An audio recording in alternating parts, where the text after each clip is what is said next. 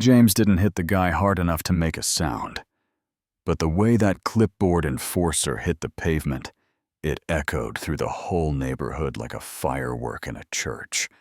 And just like that, everything changed. But let me back up a sec. That morning felt off from the start. Sky too still, air too quiet. Even the dog didn't bark at the mailman.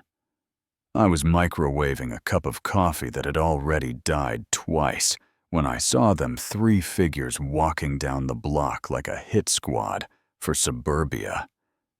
2 looked like bouncers in polos, and the third had a clipboard so official-looking it might as well have come with a siren. And then there she was standing across the street, like the puppet master herself, Karen Thistle, queen of the HOA, sipping iced tea and smirking like she already knew how the story ended. I reached for my cane, bones creaking like bad floorboards. But before I could even shift weight, James was already at the door. My son. Marine. Quiet as thunder right before it breaks. He didn't stomp, didn't yell. Just opened the door slowly like he was giving them a chance to back off. They didn't take it. Clipboard guy says, "We're here under Phase 2 Enforcement Subsection 18C. James tilts his head. "That even legal?" The guy stutters. "It's enforceable." I step in behind him, already annoyed. "You don't get to rewrite the law with a Sharpie and a clipboard." Karen yells from across the street, says something about our property violating visual harmony. I ask if she means the flag on the porch. James stays silent, but I know that look he's clocking every move. Then clipboard guy gets bold steps up, waves that paper like he's holding a badge, and that's when James moves. 1 step, 1 clean punch. The guy drops like wet laundry. Phones come out. Neighbors gasp. Karen doesn't even flinch, just raises her phone and says, "He assaulted a contractor." I'm calling this in. She got exactly what she came for. That night, we get a letter. No return address. Just some vague HOA legalese about escalation and compliance reinforcement. The next morning, a white SUV parks across the street. Doesn't move. Then a city van shows up. No meter reading. Just a guy watching our lawn like it owes him money. James goes full recon mode. Cameras.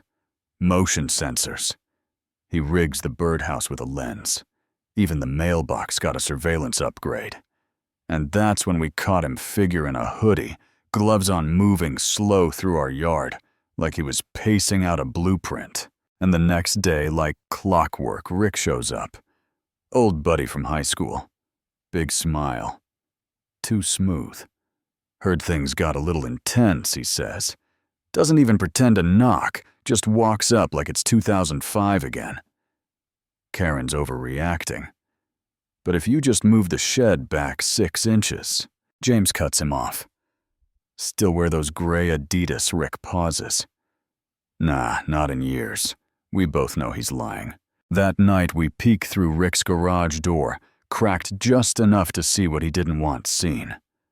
Folders, photos, satellite shots of our block. Our house circled in red. James's name labeled high risk.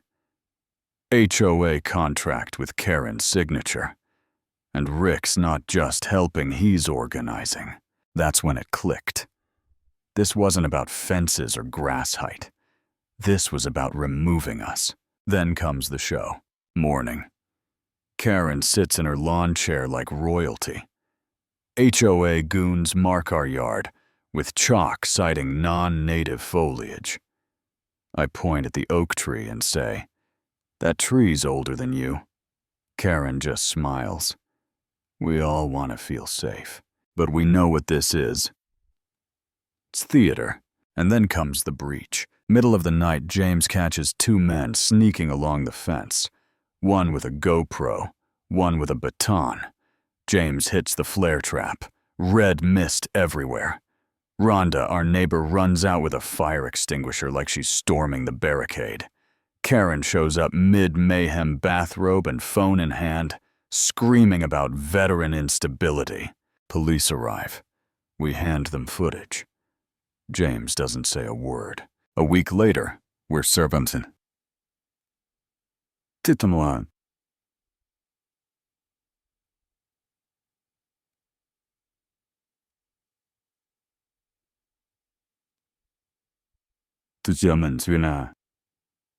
In court, Karen's lawyer paints James like a villain, a dangerous ex-soldier. Rick calls him a ticking time bomb. Karen says she only ever wanted peace. Says James's silence makes people feel unsafe. Then I ask to play the full video. The judge agrees. They hear everything James calmly telling them to leave.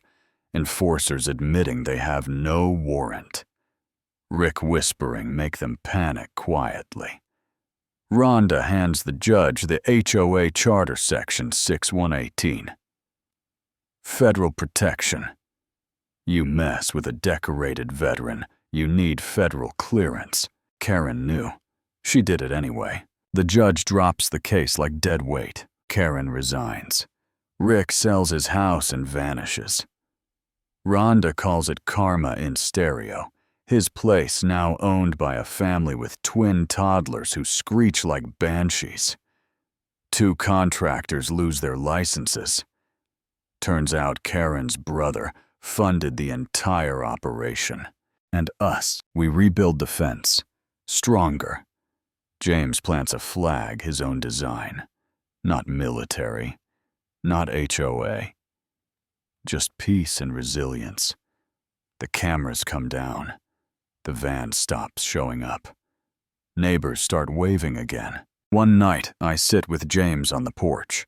He's finally breathing easy. I ask, "Did you think we'd win?" He shrugs. I thought doing the right thing meant letting go. I tell him, sometimes the right thing means digging in and saying no more. This is home.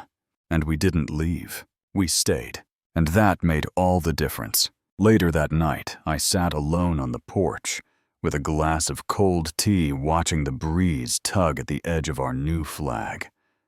I thought about everything we'd done, every line we'd drawn. Not just in chalk, not just in court, but in ourselves, saying enough is enough. Not for pride, not for power, but because home is something you fight for when you have nothing else left to prove. James joined me quiet as always, and I asked him, "Do you regret any of it?" He shook his head slowly. Only that we had to. And that right there, that's the cost nobody talks about. Not in HOA meetings, not in court filings, but in the weight you carry, even when you win. So now I'll ask you, what would you do if the HOA tried to erase your home one citation at a time? Would you walk away? Or would you stay and make your stand? Let me know in the comments. Because sometimes standing your ground isn't about fighting, it's about belonging.